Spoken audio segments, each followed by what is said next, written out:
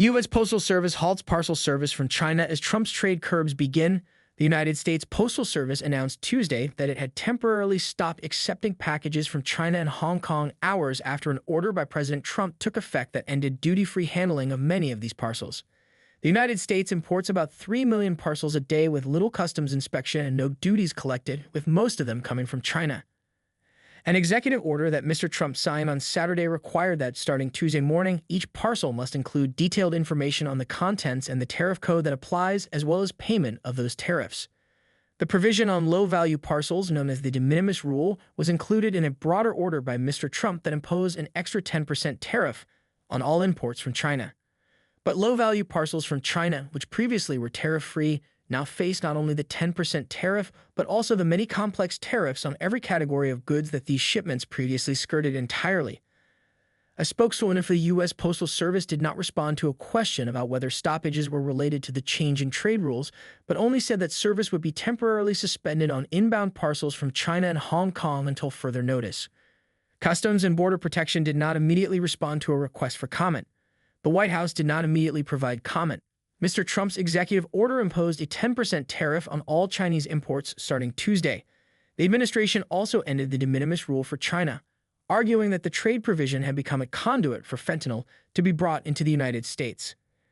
The Trump administration and other critics of de minimis argued that drugs and the precursors used to make them could be more easily shipped into the United States using the trade provision, since exporters who use de minimis do not have to provide as much information to U.S. Customs and Border Protection as they otherwise would.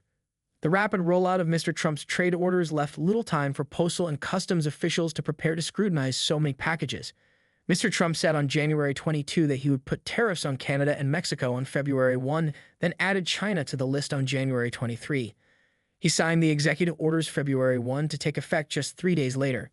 Supporters of de minimis have long said that eliminating the provision would increase the burden on U.S. customs officials. U.S. Customs and Border Protection is also the primary agency responsible for carrying out much of Mr. Trump's enforcement actions at the border. In an online event in October, Ralph Carter, the vice president of regulatory affairs at FedEx, observed that resources were stretched for U.S. customs officials and that a change to de minimis rules could lead to bottlenecks for shippers. If we convert these millions of shipments from de minimis into informal clearances, we're going to have serious supply chain backups because there simply isn't the resources to manage that, he said. And so that's going to affect all importers, not just importers of de minimis. Neil Saunders, managing director at Global Data Retail, a research and consulting firm, said that the decision to stop international packages coming from China and Hong Kong would have its greatest impact on marketplaces like Shein, Temu, and to some extent Amazon. They are the ones putting millions of packages into the system each week, Mr. Saunders said in an interview. That route has now been cut off, at least temporarily.